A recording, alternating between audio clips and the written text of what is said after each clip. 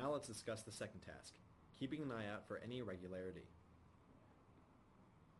Basically, you must have credentials from the party before they allow you into the polling place. We will be providing you with these credentials before Election Day.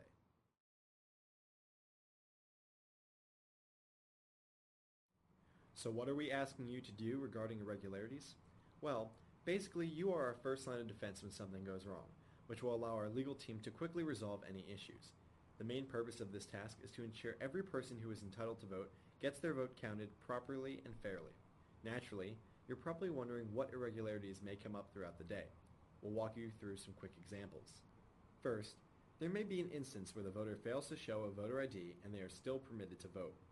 If you notice this, use the legal help button to alert the legal team so they can handle the problem and you can get back to checking voters. Next are issues with provisional ballots.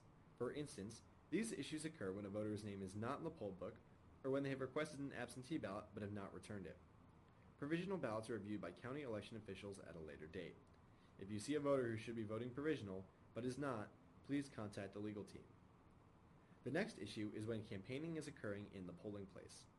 Any campaigning has to happen at least 300 feet from the entrance to the polling place, and voters are not allowed to bring campaign literature, clothing, or stickers into the polling place. This includes campaign poll observers, so please don't bring anything yourself. You might have an issue if the polling place does not open or close when it's supposed to. Voters who are in line at the time the poll is scheduled to close are permitted to vote. After the polls close, if more voters attempt to join the line, or if the election judge attempts to extend the polling hours, please let our legal team know. Please note that curbside voting is allowed for those with disabilities.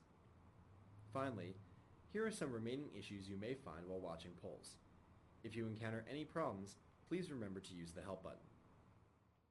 Now what should you do if you happen to spot one of these irregularities? Just use the help button on your smartphone as we discussed earlier. There, you'll be able to instantly notify our support team if there is an issue. There will also be a phone number on the help screen if you wish to call our legal team directly. Note that there is no reason for you to get involved with any legal challenge. Your job is simply to notify our legal team, who will take it from there. Okay, now let's quickly go over your rights to be in the polling place.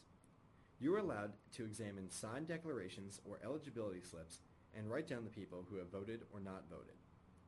You will also be allowed to use your cell phone within the polling place to keep track of data.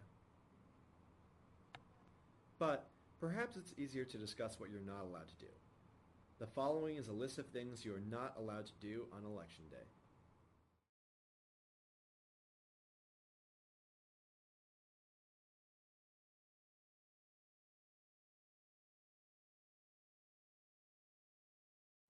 If you would like more information, we are also doing live trainings throughout your state on a weekly basis.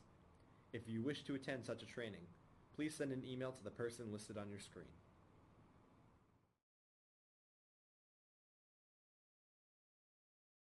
Thanks for taking the training and participating in Project ORCA.